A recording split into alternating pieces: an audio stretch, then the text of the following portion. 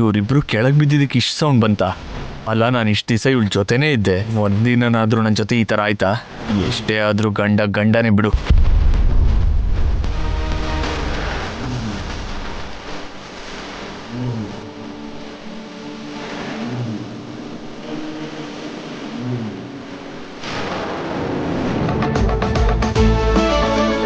ಅಯ್ಯೋ ಅಣ್ಣ, ಅಕ್ಕ ಇದ್ದೇಳಣ್ಣ. ಅಕ್ಕ ಏನಾಯ್ತಣ್ಣ? ಏನಾಯ್ತಕ್ಕ? ಹೀಗ್ ಬಿದ್ದೋದ್ರಲ್ಲ. ಒಬ್ಬರ ಮೇಲೆ ಒಬ್ಬರು ಬಿದ್ದಿದ್ದೀವಿ. ಈ ರೊಮ್ಯಾನ್ಸು ಅಷ್ಟು ಗೊತ್ತಾಗ್ತಿಲ್ಲ ಅವ್ರಿಗೆ.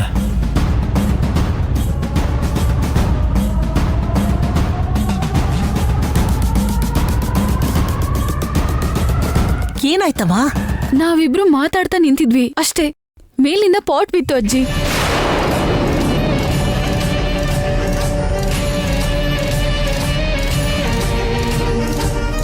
ಅದ್ ಹೇಗಮ್ಮ ಬಿತ್ತು? ಏನೋ ಅತ್ತೆ, ಒಂದು ಕ್ಷಣ ನಾನ್ ಮೇಲ್ ನೋಡೋ ತಡ ಆಗಿದ್ರೆ ಅದು ಲಕ್ಕಿ ಮೇಲೆ ಬೀಳ್ತಿತ್ತು.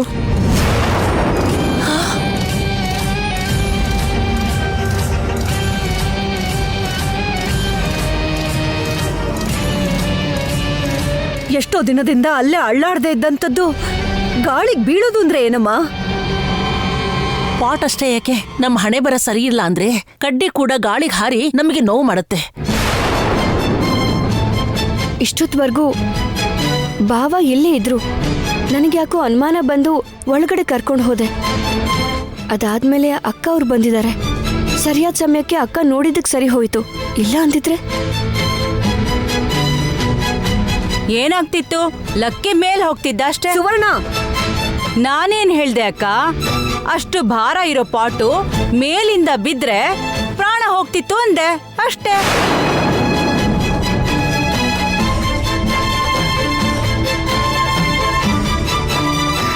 ನನ್ನ ಮಗನಿಗೆ ಮಾಡಿದ ದ್ರೋಹಕ್ಕೆ ನಿನ್ನ ಗಂಡ ಸತ್ತು ಬಿಳಿ ಸೀರೆ ಉಟ್ಕೊಂಡು ಓಡಾಡ್ಬೇಕಾಗಿತ್ತು ಕಣೆ. ಊರ್ಮಿಳ, ತಪ್ಪಿಸ್ಕೊಂಡ್ಬಿಟ್ಟೆ. ಆ ಭಗವಂತನೇ ಶಾಪದ ಕಾರಣಕ್ಕೆ ಅಪಾಯನ ಸೃಷ್ಟಿ ಮಾಡ್ತಿದ್ದಾನೆ. ನಿನ್ನಂದ್ರೂ ಏನು ಉಪಯೋಗ? ಏನೋ ಇವತ್ತು ಅದೃಷ್ಟ ಚೆನ್ನಾಗಿತ್ತು, ಏನೂ ಆಗ್ಲಿಲ್ಲ. ಆ ಒಡವೆ ಸಿಕ್ಕಿ ಶಾಪ ವಿಮೋಚನೆ ಆಗೋವರೆಗೂ ಏನಾಗುತ್ತೋ ಏನೋ.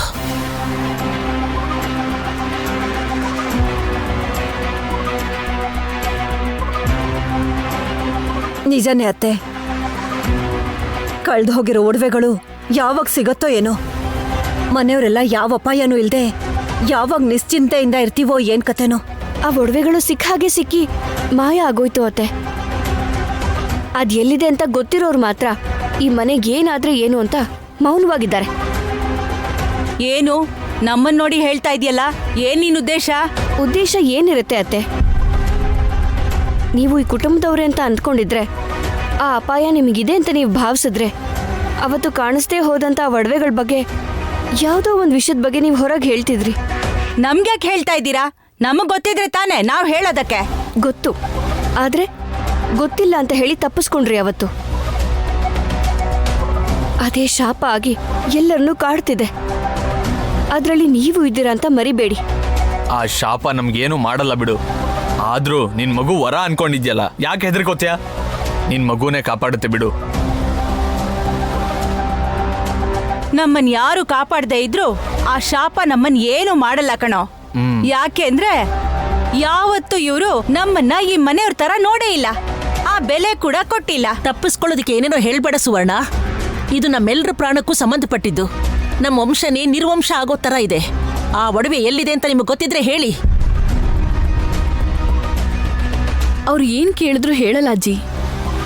ಆದ್ರೆ ನನಗೆ ಒಂದ್ ವಿಷಯ ಮಾತ್ರ ಗೊತ್ತು. ಏನಮ್ಮ ಅದು? ಅದು ಮಾವನವರು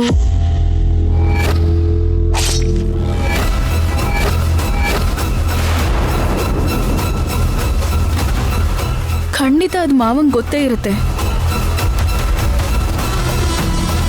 ಇವಳು ನಮ್ಮನ್ನ ಸಿಕ್ಕಾಕ್ಸ್ತಾ ಇದ್ದಾಳಮ್ಮ. ನೀರಲ್ಲಿ ಮುಳುಗಿರೋರ್ಗೆ ಚಳಿ ಅಂತದ್ದು. ಏನ್ ಊರ್ಮಿಳ ನೀ ಹೇಳ್ತಿರೋದು? ಒಡವೆ ಬಗ್ಗೆ ದಶರಥನ ಗೊತ್ತಿತ್ತಾ? ಹೌದು ಅಜ್ಜಿ. ಮಾವನವರು ತೀರ್ಕೊಂಡಿದ್ದ ದಿನ ಈ ಒಡವೆ ವಿಷಯವಾಗಿ ದೇವಾಂಶಿಗೆ ಫೋನ್ ಮಾಡಿ ಏನೋ ಹೇಳ್ಬೇಕು ಅಂತಿದ್ರು. ಅಷ್ಟರಲ್ಲೇ ಮಾವ ತೀರ್ಕೊಂಡ್ರು. ಇವತ್ತಿಗೂ ಮಾವನವ್ರ ಸಾವು ನಿಗೂಢನೇ ಅಲ್ವಾ? ಆದ್ರೆ ಒಡವೆ ವಿಷಯ ಮಾವನವ್ರಿಗೆ ಗೊತ್ತಿತ್ತು ಅನ್ಸತ್ತಲ್ವಾ?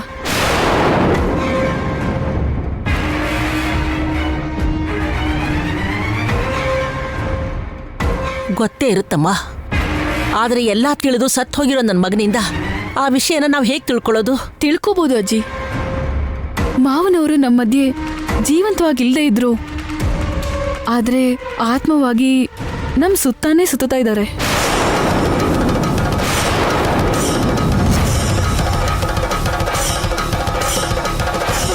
ಆತ್ಮ ತಿರ್ಗಾಡ್ತಿದ್ಯಾ?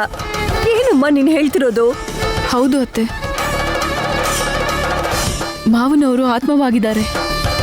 ಇದಕ್ಕೂ ಮುಂಚೆ ಇವ್ರ ಜೊತೆ ಸೇರಿ ನಾನ್ ತಪ್ಪು ಕೆಲಸ ಮಾಡ್ತಿದ್ದಾಗ ನಮ್ಗೆ ಕಾಟ ಕೊಟ್ಟು ಶಿಕ್ಷೆ ಕೊಟ್ಟಿದ್ದು ಮಾವನೇ.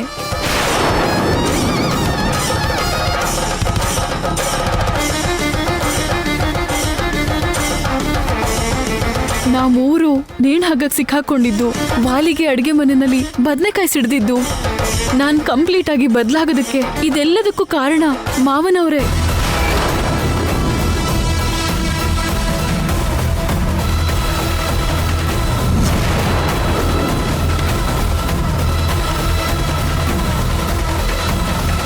ಏನ್ ಊರ್ಬೇಡ ನೀನ್ ಹೇಳ್ತಿರೋದು ನಿಜನಾ? ನಿಜಾನೇ ಅಜ್ಜಿ. ಮಾವಂಗಿ ಒಡವೆಗಳು ಎಲ್ಲಿರತ್ತೆ ಅಂತ ಖಂಡಿತ ಗೊತ್ತಿರತ್ತೆ ಅಜ್ಜಿ.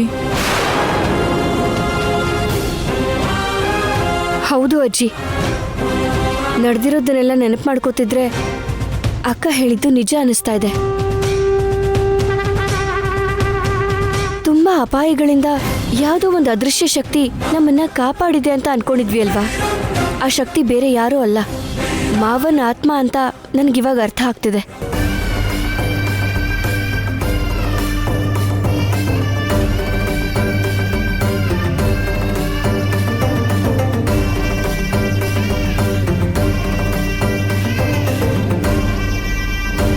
ಹಾಗಾದ್ರೆ ನನ್ನ ಮಗ ದಶರಥ ಯಾಕೆ ಸುಮ್ಮನಿದ್ದಾನೆ?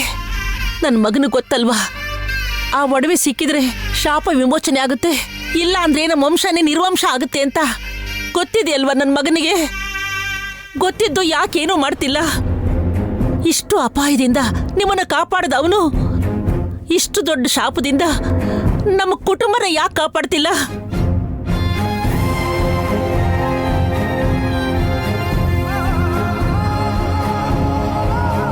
ಅದೇ ಗೊತ್ತಿಲ್ಲ ಇಂದೋಜ್ಜಿ. ಆದ್ರೆ ಮಾವ ಮಾತ್ರ ಆ ಒಡವೆ ಎಲ್ಲಿದೆ ಅಂತ ಹೇಳ್ಬೋದು. ಹಾಗಾದ್ರೆ ಈಗ ಅವ್ರು ಎಲ್ಲಿದ್ದಾರೆ? ಆತ್ಮರೂಪದಲ್ಲಿದ್ದಾರೆ ಅಂತಿದ್ದೀರಲ್ಲ, ಇಲ್ಲಿ ನಮ್ಮ ಅಕ್ಕಪಕ್ಕ ಇದ್ದಾರಾ? ಏನು ಅಂದ್ರೆ ರೀ ರೀ ಏನು ಅಂದ್ರೆ ಎಲ್ಲಿದ್ದೀರಾ? ನಮ್ಮ ಮಾತು ಕೇಳಿಸ್ತಿದ್ಯಾ? ನಮ್ ಸಂಕಟ ಕಾಣಿಸ್ತಿದ್ಯಾ? ಅತ್ತೆ, ಇವಾಗಿಲ್ಲ ಅತ್ತೆ. ನೋಡಿ, ಇವರೇ ಮಾವನವ್ರ ಆತ್ಮನ ಯಾರಿಂದನೋ ಬಂದ್ಸಿಟ್ಟಿದ್ದಾರೆ.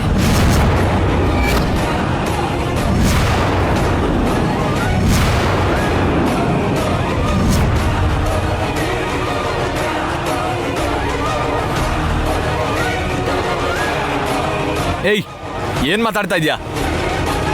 ನಾವು ಆತ್ಮನ್ ಬಂದ್ಸೋದು ಅಂದ್ರೇನು? ನಮ್ಮಿಂದ ಹೇಗಾಗುತ್ತೆ? ಅಲ್ಲ, ಈ ಆತ್ಮದ ವಿಷಯ ಏನು? ಅಷ್ಟಕ್ಕೂ ಆತ್ಮ ಇದೆಯಾ? ಸುವರ್ಣತೆ, ನಿಮ್ಗೆಲ್ಲಾನು ಗೊತ್ತು. ನಾವೇ ಒಂದ್ಸಲ ಮಂತ್ರವಾದಿ ಹತ್ರ ಹೋಗಿ ಆತ್ಮನ ಬಂದ್ಸಿದ್ವಿ. ಆದ್ರೆ ವೈದೇಹಿ ಆ ಯಂತ್ರನ ಆಚೆ ಹಾಕಿದ್ಮೇಲೆ ಮಾವನವರ ಆತ್ಮ ಹೊರಗ್ ಬಂತು. ಈ ಸಲ ನಿಮ್ ಪ್ರಾಣದ ಮೇಲಿನ ಭಯಕ್ಕೆ ನೀವು ಮತ್ತೆ ಮಂತ್ರವಾದಿ ಹತ್ರ ಹೋಗಿ ಆತ್ಮನ ಬಂದ್ಸಿದ್ದೀರಾ. ಇವರೇ ಮಾಡಿರೋದು ಇಂದೋಜ್ಜಿ.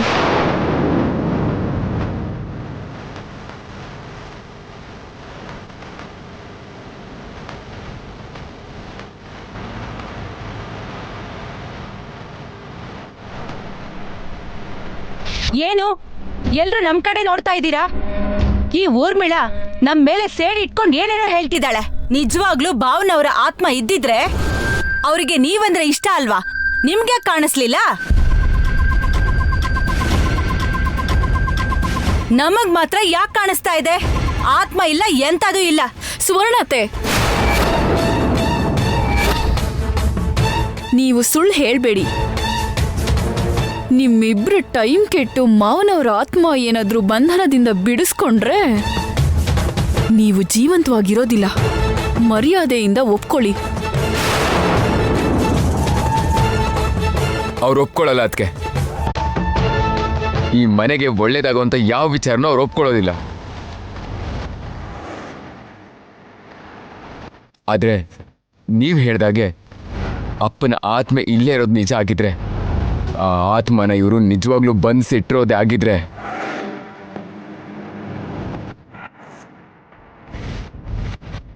ನಮ್ಮನ್ನ ಇಂಥ ಪರಿಸ್ಥಿತಿಲಿ ನೋಡ್ತಾ ಅಪ್ಪ ಸುಮ್ಮನೆ ಇರಲ್ಲ. ಅಂತ ಬಂಧನನ ಮುರ್ಕೊಂಡು ಆಚೆ ಬಂದು ಆ ಆಭರಣಗಳು ಎಲ್ಲಿದೆ ಅಂತ ಹೇಳಿ ನಮ್ಮನ್ನೆಲ್ಲ ಖಂಡಿತ ಕಾಪಾಡ್ತಾರೆ.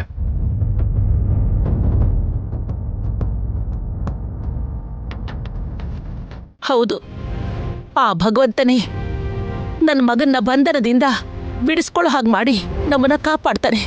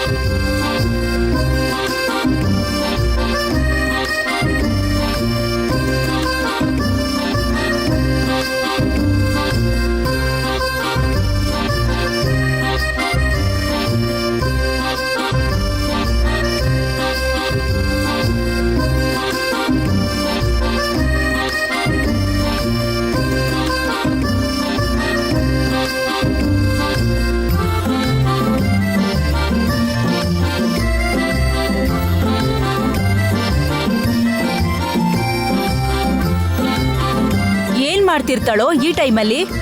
ಏನೋ ಒಂದ್ ಮಾಡ್ತಾಳ್ ಬಿಡಮ್ಮ, ಎಲ್ಲ ಬೇಕು ನಿಂಗೆ. ಇಲ್ಲಿ ನನಗ್ ಹೊಟ್ಟೆ ಉರಿತಿದ್ರೆ ಹಾಡ್ ಹಾಡ್ತಿದ್ಯಾ? ಹಾಡು. ಯಾಕಮ್ಮ ಹೊಡಿತ್ಯಾ? ಚಿಕ್ಕ ಹುಡುಗಂಗ್ ಹೊಡಿತ್ಯಲ್ಲಮ್ಮ. ಹೊಡಿಬೇಕಾ ಸಾಯಿಸ್ಬೇಕಾ? ಮಾಡಿರೋದ್ ಇಂಥ ಕೆಲ್ಸ, ಅದ್ರಲ್ಲಿ ಹಾಡ್ ಬೇರೆನಾ ನಿನ್ಗೆ? ಏನು ಈ ಟೈಮಲ್ಲಿ ಏನ್ ಮಾಡ್ತಿರ್ತಾಳ ಅವಳು? ಹಳ್ಳಿಯಿಂದ ಬಂದವಳು ಏನ್ ಮಾಡ್ತಿರ್ತಾಳೆ? ಎಲ್ರು ತಿಂದು ಬಿಸಾಕಿರೋ ಪಾತ್ರೆನ ತೊಳಿತಾ ಇರ್ತಾಳೆ. ನೀನು ಹೋಗಿ ಅವಳ ಜೊತೆ ಮುಸ್ರೆ ತಿಕ್ಕು. ಅಮ್ಮ, ಯಾಕೆ ಹಾಗೆ ಮಾತಾಡ್ತೀಯ? ಅವಳು ಯಾರು ಹೇಳು?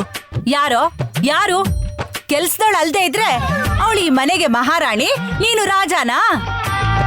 ಅಮ್ಮಂಗ್ ನಿಜ ಗೊತ್ತಿಲ್ಲ ಅಂದ್ರು ಸರಿಯಾಗೇ ಹೇಳ್ತಿದ್ದಾಳೆ. ಏನೋ ಆದ್ರೂ ಆಗ್ಬೋದು, ಯಾರಿಗೊತ್ತು? ಏನೋ ನಿನ್ನ ಮಕ್ಕ ನೀನಾಗೋದು. ಯಾವತ್ತು ಆ ಹಳ್ಳಿಯವಳ ಜೊತೆ ನಿನ್ನ ಮದುವೆ ಮಾಡಿಸಿದ್ರು ಆಗ್ಲೇ ನಿನ್ ಸ್ಥಾನ ಏನು ಅಂತ ತೋರಿಸ್ಕೊಟ್ರು. ಆದ್ರೂ ಅವಳನ್ನ ನೀನು ಹೆಂಡತಿ ಅನ್ಕೋತಿಯಲ್ಲ.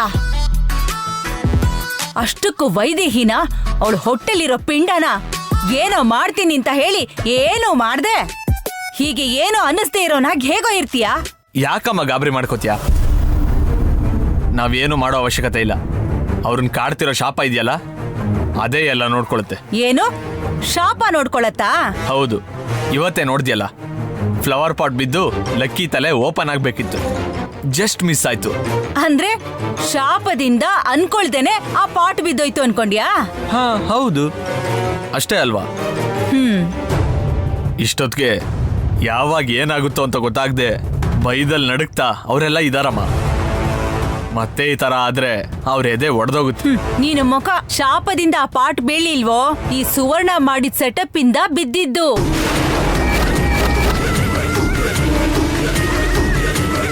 ಏನು ನೀನಾ ಇದಕ್ಕೆ ಕಾರಣ?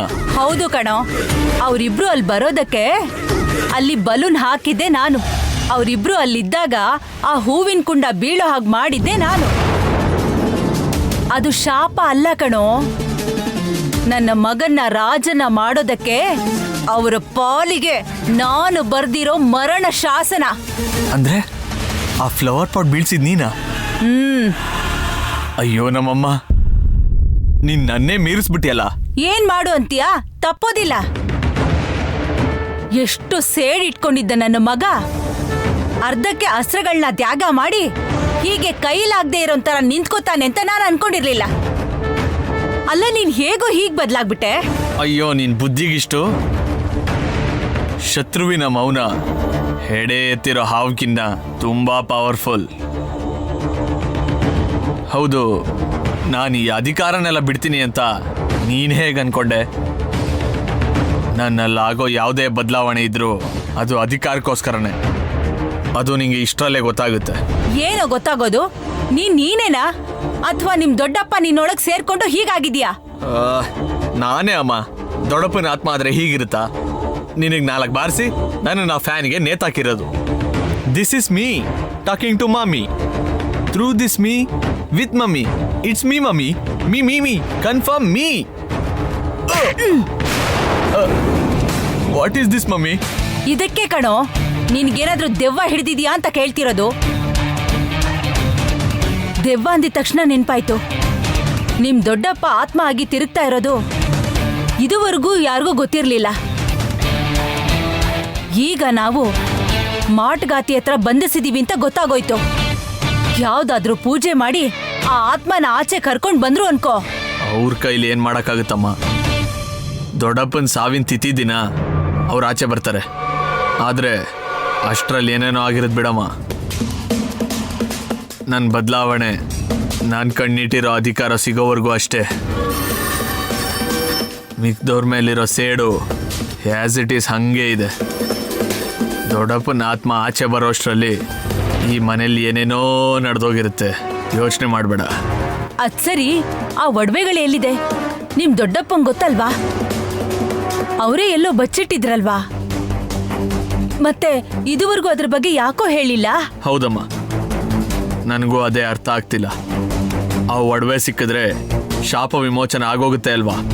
ನಮ್ಮನ್ನ ಆಟ ಆಡ್ಸಿದ್ರು. ಆದ್ರೆ ಇರೋ ವಿಷಯನ ಯಾಕೆ ಹೇಳಲಿಲ್ಲ?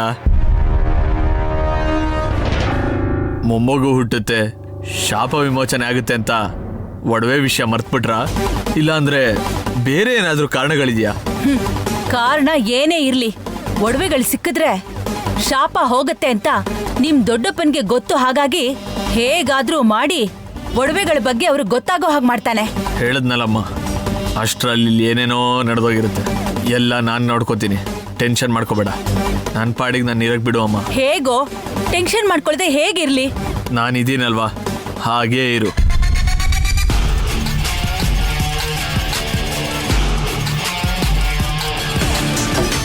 ಎಲ್ಲಿ ಹೋದ್ರು ಇವರು? ಹಾಲೇನಾದ್ರೂ ಕುಡಿತ